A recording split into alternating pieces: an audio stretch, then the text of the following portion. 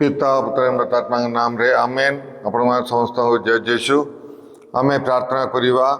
नमस्ते मरिया पूर्ण प्रभु तुम्हारी संगे नारीगणक मध्य तुम्हें धन्य एवं धन्य तुम्हारा गर्भफल जीशु। ओई परमेश्वर माता पुण्य मरिया अम्बाने पापी अम्बान निमंते वर्तमान अम्बान मरण समय रे नूतना कर इष्टंगड़े मोर स्नेहर भाई भाई मैंने मुझे समस्त को यही दैनिक आहार प्रोग्राम को मु स्वागत जनावि। आज हूँ अगस्ट मास 25 तारीख मंगलवार दिन। आज सुसमाचार मातृ सुसमाचार 23 अध्याय 23 पदरु 26 पद पर्यंत आम ध्यान करवा।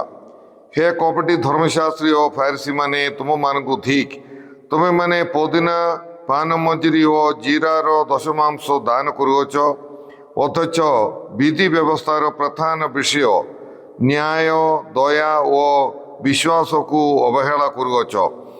पूर्व विषय गुड़िक पालन करने सहित उक्त विषय गुड़िक पालन करने तुमर उचित थिला। रे अंध पथदर्शकगण तुम्हें माने मशा को छाणी ओट को गिली थाओ।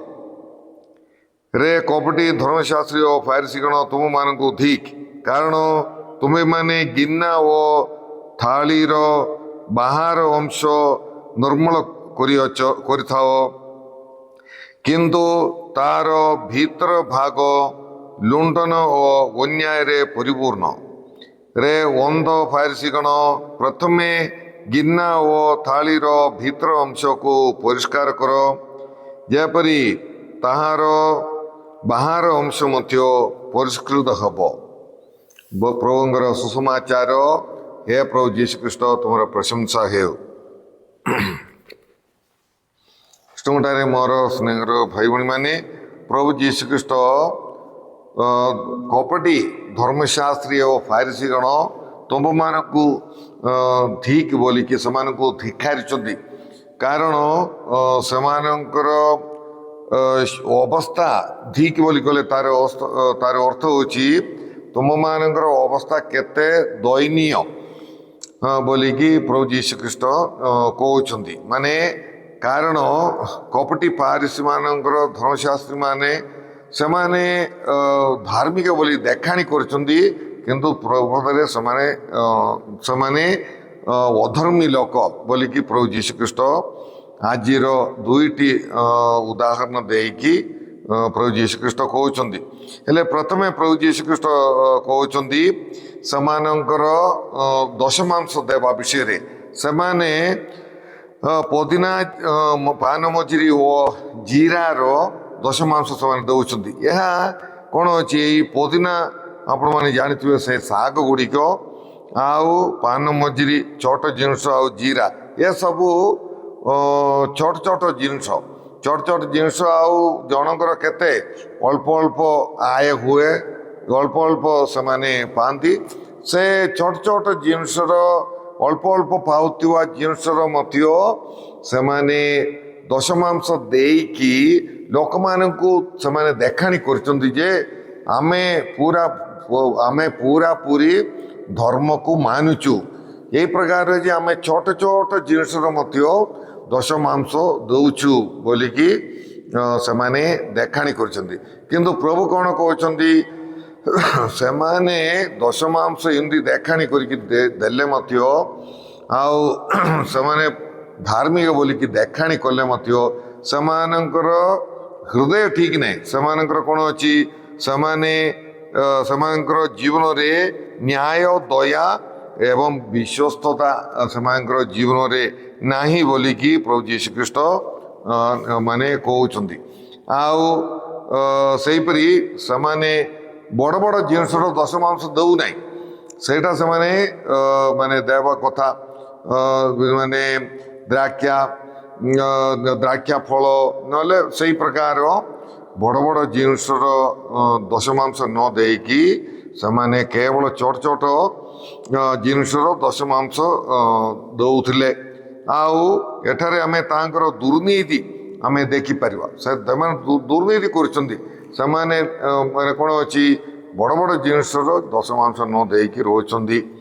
ଆଉ କେବଳ ଦେଖାଣି ପାଇ ସେମାନେ ଧର୍ମ ପାଳନ କରୁଛନ୍ତି। ସେମାନେ ଯୀଶୁ କ'ଣ କହୁଛନ୍ତି, ସେମାନେ ମଶାକୁ ଛାଣି ଓଟକୁ ଗିଳି ଦେଉଛନ୍ତି ବୋଲି ପ୍ରଭୁ ଯୀଶୁ ଖ୍ରୀଷ୍ଟ ସେମାନଙ୍କୁ କହୁଛନ୍ତି। ତାର ଅର୍ଥ କ'ଣ, ସେମାନେ ଗୁରୁତ୍ୱ ଥିବା ବିଷୟକୁ ଗୁରୁତ୍ୱ ଦେଉନାହାନ୍ତି। ଗୁରୁତ୍ୱ ମାନେ ବଡ଼ ବଡ଼ ଜିନିଷକୁ ଗୁରୁତ୍ୱ ନ ଦେଇକି ଛୋଟ ଛୋଟ ଜିନିଷକୁ ଗୁରୁତ୍ୱ ଦେଉଛି।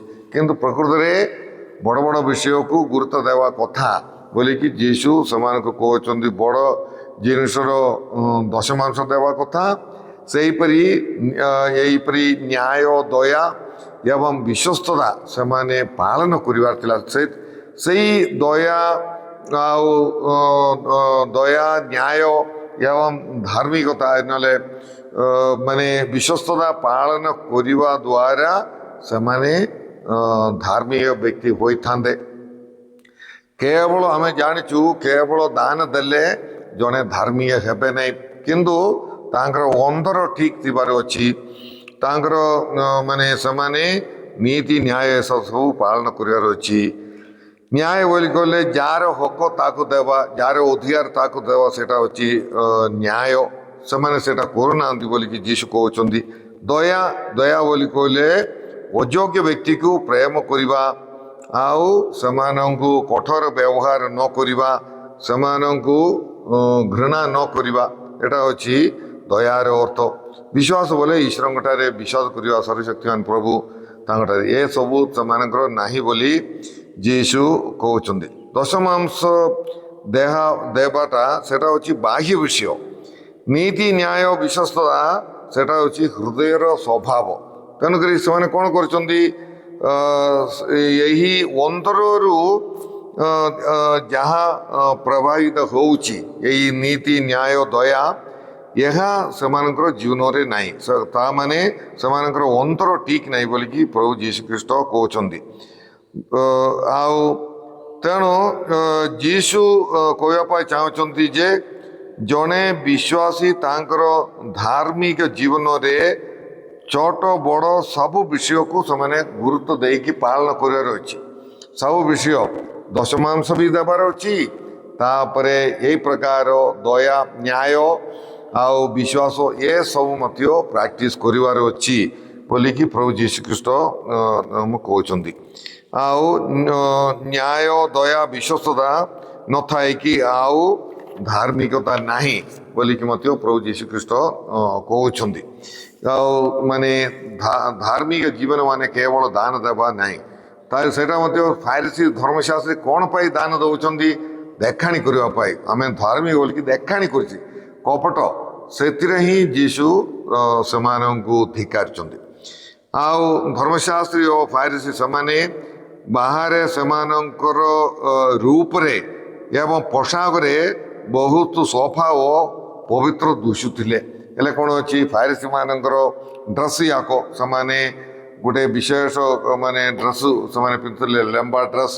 ସେ ଡ୍ରେସ୍ ବିଷୟରେ ମଧ୍ୟ ପ୍ରଭୁ ଯୀଶୁ ଖ୍ରୀଷ୍ଟ ସେମାନଙ୍କୁ ମାନେ ନିନ୍ଦା କରି କହିବାଟା ଆମେ ଦେଖିପାରିବା। ସେମାନେ ସେମାନଙ୍କର ଡ୍ରେସ୍ ଗୁଡ଼ିକ ଦ୍ୱାରା ସେମାନେ ଧାର୍ମିକ ବୋଲିକି ଦେଖାଉଛନ୍ତି। ଫାରିସି ମାନଙ୍କର, ଧର୍ମଶାସ୍ତ୍ରୀ ମାନଙ୍କର ବିଶେଷ ଡ୍ରେସ୍ ଗୁଡ଼ିକ ଥିଲା। ହେଲେ ସେ ଡ୍ରେସ୍ ଦେଖିଲେ ବାହାରେ ବାହାରେ ସେମାନେ ବହୁତ ଧାର୍ମିକ ବୋଲିକି ସଫା ଆଉ ଧାର୍ମିକ ଦିଶୁଥିଲା, ପବିତ୍ର ବୋଲିକି ଦିଶୁଥିଲା। କିନ୍ତୁ ସେମାନଙ୍କର ଅନ୍ତର ଅପବିତ୍ର ଓ ଅପବିତ୍ରତା ଓ କପଟତାରେ ପୂର୍ଣ୍ଣ ଥିଲା। ପୂର୍ଣ୍ଣ ତେଣୁ ଲୋକ ଆଗରେ ସେମାନେ ପବିତ୍ର ଓ ଧାର୍ମିକ ପରି ଦିଶୁଥିଲା, କିନ୍ତୁ ଈଶ୍ୱରଙ୍କର ଆଗରେ ସେମାନେ ଅଧର୍ମୀ ଥିଲେ। ପ୍ରିୟ ଭାଇ ଭଉଣୀମାନେ, ଈଶ୍ୱର ଆମର ଅନ୍ତରକୁ ଦେଖୁଛନ୍ତି। ତେଣୁକରି ଆମର ଅନ୍ତର କିପରି ଅଛି ବୋଲିକି ଈଶ୍ୱରଙ୍କୁ ଜଣାଅଛି। ତେଣୁ ଲୋକ ଆଗରେ, ଲୋକ ବାହାରେ ଦେଖୁଛନ୍ତି, ଲୋକମାନଙ୍କର ଆଗରେ ସେମାନେ ପବିତ୍ର ଦିଶୁଥିଲା, କିନ୍ତୁ ଅନ୍ତରକୁ ଦେଖୁଥିବା ଈଶ୍ୱରଙ୍କର ଆଗରେ ସେମାନେ ଅଧର୍ମୀ ଥିଲେ, ଅପବିତ୍ର ବ୍ୟକ୍ତିମାନେ ଥିଲେ। ସେଟା ହେଉଛି କଥା। ସେଥିପାଇଁ ଆକା ଯୀଶୁ ସେମାନଙ୍କୁ ନିନ୍ଦା କରିଛନ୍ତି। ସେମାନଙ୍କର ଅନ୍ତର ଲୁଣ୍ଠନ ଓ ଅନ୍ୟାୟରେ ପୂର୍ଣ୍ଣ ବୋଲିକି ଯୀଶୁ କହୁଛନ୍ତି। ଲୁଣ୍ଠନ ମାନେ ସେମାନେ ଚୋର ଯାକ। ଆଉ ସେମାନେ ଅନ୍ୟାୟ କରୁଛନ୍ତି ବୋଲି ଯୀଶୁ ସେମାନଙ୍କୁ ଆଜି ନିନ୍ଦା କରୁଛନ୍ତି। ଆଉ ପ୍ରିୟ ଭାଇ ଭଉଣୀମାନେ, ଏହି ସୁସମାଚାର ଆଜି ଆମ୍ଭମାନଙ୍କୁ ମଣ୍ଡଳୀ ଦେଉଛନ୍ତି, ଯାହାଦ୍ୱାରା ଆମର ଜୀବନକୁ ଆମେ ପରୀକ୍ଷା କରି ଦେଖିବା।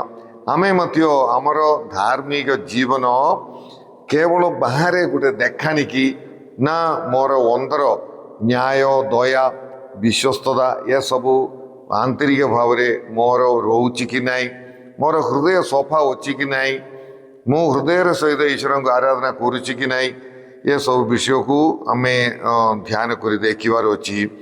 ଆଉ ମୁଁ ଜଣେ କପଟି ଲୋକ କି କପଟି କି ଦେଖାଣି କରୁଛି, ମୋର ବାହାରେ ଯେପରି ସଫା ଦୁଶୁଛି ସେହିପରି ମୋର ଅନ୍ତର ମଧ୍ୟ ପବିତ୍ର ଅଛି କି ନାହିଁ, ଏଇଟା ଆମେ ନିଜେ ନିଜକୁ ପଚାରିବାର ଅଛି।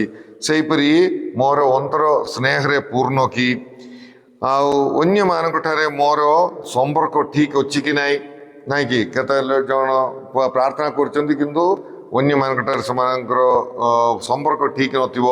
ପାରିବାରିକ ଜୀବନ ପରିବାରରେ ସ୍ୱାମୀ ସ୍ତ୍ରୀକୁ, ସ୍ତ୍ରୀ ସ୍ୱାମୀକୁ ସ୍ନେହ ପ୍ରେମ, ପିଲାମାନଙ୍କର ଯତ୍ନ ନେବା, ଆଉ ସ୍ୱାମୀ ସ୍ତ୍ରୀର ଡ୍ୟୁଟି କରିବା, ଏଥିରେ ସବୁ ଆମେ ବିଶ୍ୱସ୍ତ କି ନାହିଁ ଏହି ବିଷୟକୁ ଆମେ ଧ୍ୟାନ କରି ଦେଖିବା। ଏବଂ ଆମର ସମ୍ପର୍କ ମାନେ ପାରିବାରିକ ସମ୍ପର୍କ ଗୁଡ଼ିକ କେବଳ ଗୋଟେ ଦେଖାଣି ନା ମୁଁ ପୁରାପୁରି ପରିବାରରେ ମୁଁ ବିଶ୍ୱସ୍ତ ରହୁଛି କି ନାହିଁ, ଏସବୁ ଆମେ ନିଜ ନିଜକୁ ପରୀକ୍ଷା କରି ଦେଖିବା। ଆଉ ପ୍ରଭୁ ଆମର ଅନ୍ତରକୁ ଦେଖୁଛନ୍ତି, ନାଇଁକି ଆମେ ଅନ୍ୟମାନଙ୍କୁ ସିନା ଠକି ପାରିବା, ପ୍ରଭୁଙ୍କୁ ଆମେ ଠକି ପାରିବା ନାହିଁ। ସେ ଆମର ଅନ୍ତର ଦେଖିକି ଦେଖି ଖୁସି ହେବେ କି ନା ତୁ କପଟି ବୋଲିକି ଠିକ୍ ତୁମକୁ ବୋଲିକି କହିବେ କି, ଏସବୁ ବିଷୟକୁ ଆମେ ଧ୍ୟାନ କରିବା ଏବଂ ଆମର ଅନ୍ତରକୁ ଆମେ ପବିତ୍ର ରଖିବା ପାଇଁ ଆମେ ଚେଷ୍ଟା କରିବା। ହେ ପ୍ରଭୁ ପରମେଶ୍ୱର, ଆଜିର ସମାଚାର ପାଇଁ ଆମେ ତୁମକୁ ଧନ୍ୟବାଦ ଦେଉଅଛୁ।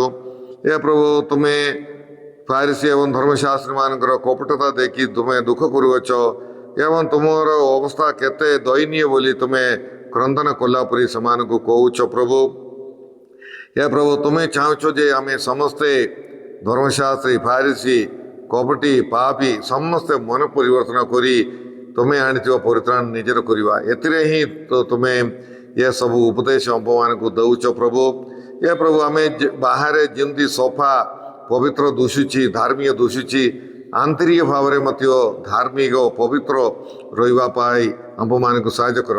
ଆମର ହୃଦୟକୁ ପବିତ୍ର କର, ଗୋଟିଏ ମାଂସର ହୃଦୟ ଆମ୍ଭମାନଙ୍କୁ ପ୍ରଦାନ କର। ପ୍ରଭୁ, ଏସବୁ ପ୍ରାର୍ଥନା ଆମେ କରୁଅଛୁ ତୁମର ପ୍ରଭୁ ଯୀଶୁ ଖ୍ରୀଷ୍ଟ ମଧ୍ୟସ୍ଥରେ, ଆମେନ୍।